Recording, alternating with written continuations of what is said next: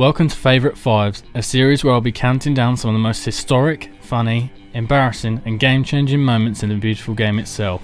In this episode, we'll be counting down some of the strikers who didn't have the best of form in parts of their career.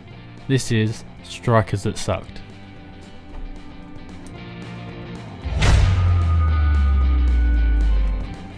Okay, West Ham and die-hard Andy Carroll fans, do not hate me, because in at number 5 is Andy Carroll, and yes, I understand he is not the worst of players, minus the constant injuries.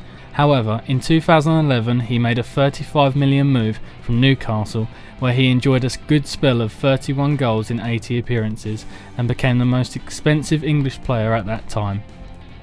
However, during his time at Liverpool, the football didn't really match the money, and he scored a miserable 6 goals out of 44 games. Not one of Andy's finest moments at all.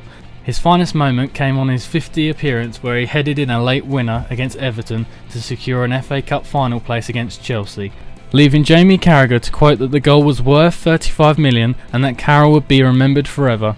However, when it came to the final, they lost 2-1, so you could say that Newcastle were really the ones who had the last laugh. Yes, you are not dreaming, this is a video about players that suck, and yes, Andriy the Ukrainian god Shevchenko is in the list. As much as it kills me to see him in this list, the former Dynamo Kiev legend had a rough patch in his career. In 2006, a legendary spell at Milan, Andriy moved to Chelsea for 30.8 million, breaking the record for a player signed by an English club. His first 2 goals came in 2-1 losses to both Liverpool and Middlesbrough. To make things worse, his 2006-07 season was cut short due to an injury and a hernia operation, and even when he did return, only managed to tally up 9 goals in 48 appearances for the London club. A few years the Ukrainian wishes to forget, I am sure. However, all looks solved when in 2000... So how many goals did this machine score in 18 games he played for the Italian Giants, I hear you ask?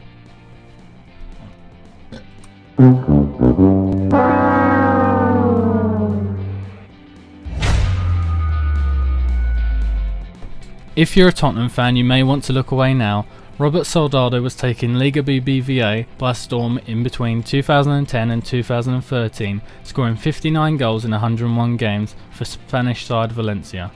He was first brought into Valencia to replace David Villa, and if that's not a compliment, I don't know what is. However, it wasn't all sunshine and rainbows, as Soldado saw the yellow brick road to the Premier League as it became one of the most dominant and must-watch leagues. However, this was no fairy tale, and Soldado's goal-scoring form was abysmal, scoring just 7 goals in 52 games over the course of just under 2 years that he spent at the club. I hear you saying, it's probably not too bad, Tottenham probably just got him on the cheap. His transfer was no Paul Pogba, however 26 million for 7 goals in 2 years probably isn't value for money. From this, Soldado moved on to Villarreal, where his form continued, scoring just 9 goals in 38 games.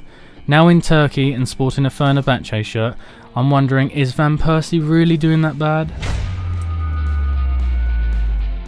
If I can help Falcao reach his level again, I will do it. It hurts me people in England think that the real Falcao is the one we saw at United. This was Mourinho's quote on Falcao once he finished his season-long loan at Manchester United, where he scored just 4 goals in 24 games.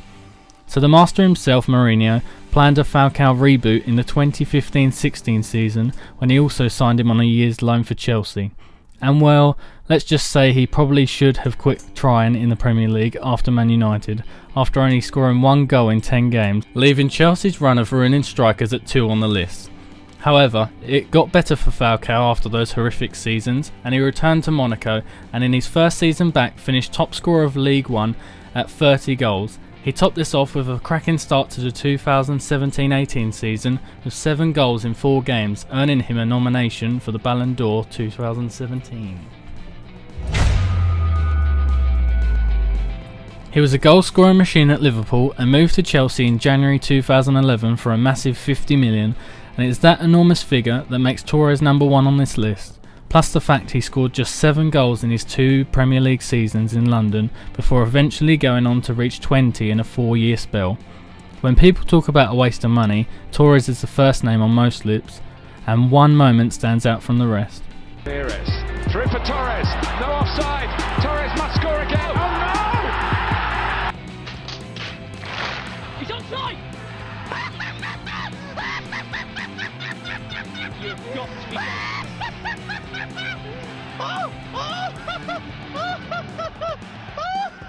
Oh my god. Any suggestions of future favourite fives? Leave a like and subscribe for more.